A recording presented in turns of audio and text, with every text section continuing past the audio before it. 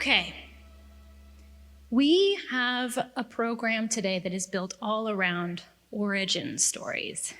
So to kick it off, I'm going to start with a short origin story of my own, which happens to start on New Year's Day. January 1st, 2016, I woke up with the best of intentions. I had gone to bed the night before, planning to do the Coney Island polar bear plunge. But when I woke up, the sun was very high in the sky. And looking at the clock, I realized I had overslept, and not by like 20 minutes, by like 5 hours. But oversleeping that day would actually kick off a series of events that would dramatically change my life. See, at that point, since college, I had worked as a classroom teacher, first because it was a great way to live abroad, and then because the contracts kept coming, and people told me I was good at it. And by the time I was 27, I was still teaching, I was still with my college boyfriend, and I felt like my life was good, but it felt like a life I had sort of arrived in versus a life I had actively chosen. And when I looked ahead to the future, I kind of felt like I knew exactly what to expect. Like each day was kind of the same, and I hadn't had a new thought in years. So I did something that surprised even me, and I signed up for an improv comedy class. And in that class, I learned how to do something that was really scary. Walk out onto a stage in front of people who could see me with their eyes, and not knowing anything about the situation that was about to unfold, who I was going to be, what was happening, make a bold choice and trust my brain to justify it later. And after practicing this week after week after week, at the end of the class, I made 2 bold choices. While my horrified family watched, I left teaching, and I also left my relationship, my wonderful boyfriend, because I wasn't sure I would ever be brave enough to make this big a change again, so I just needed to change everything all at once. And I decided that if I could do anything, I would try to tell audio stories. And this wasn't completely out of the blue. When I was in kindergarten, I tried to refuse to learn to read because I thought that if I could read, nobody would read to me anymore. And the thing I loved more than anything was listening to stories.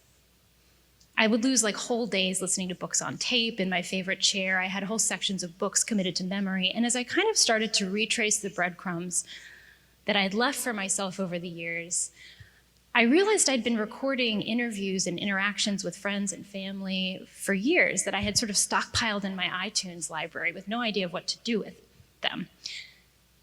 So I realized, okay, to be an audio producer, all I need to do is to find the perfect, ironclad, bulletproof story that is going to change the world and no one can say anything bad about ever.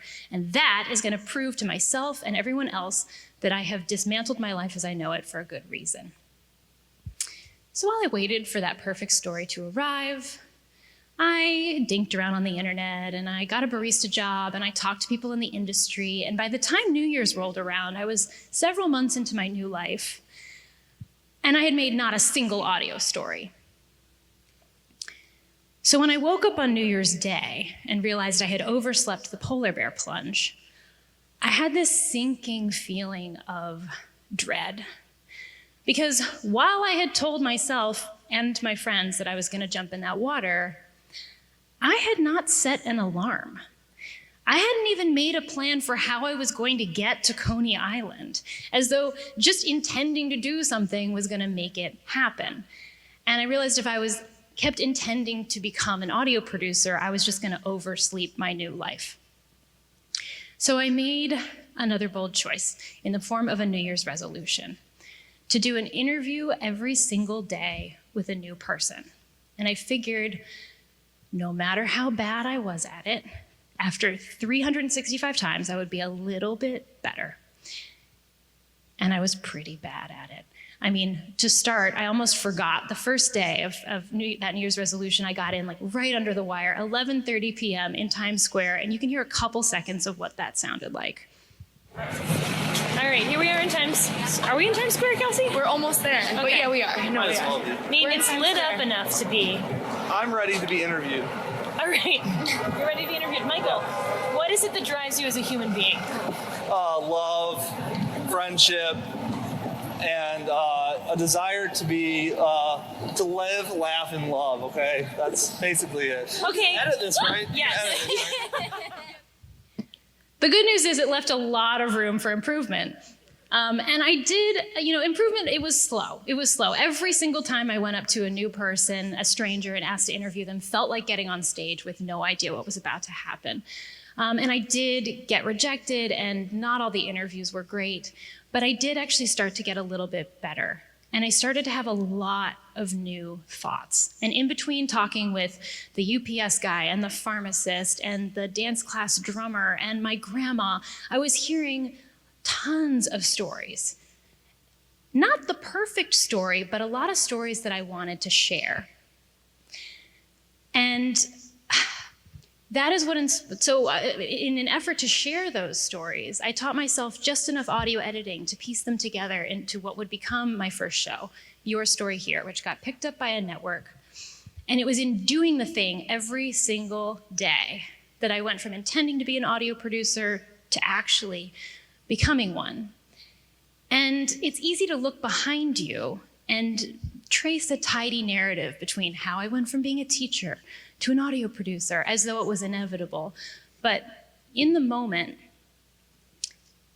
any story just feels like a series of choices that you make and need to justify later. So nobody knows what story you might be originating right now. Any of us might be originating right now. But it can start with a bold choice. Thanks.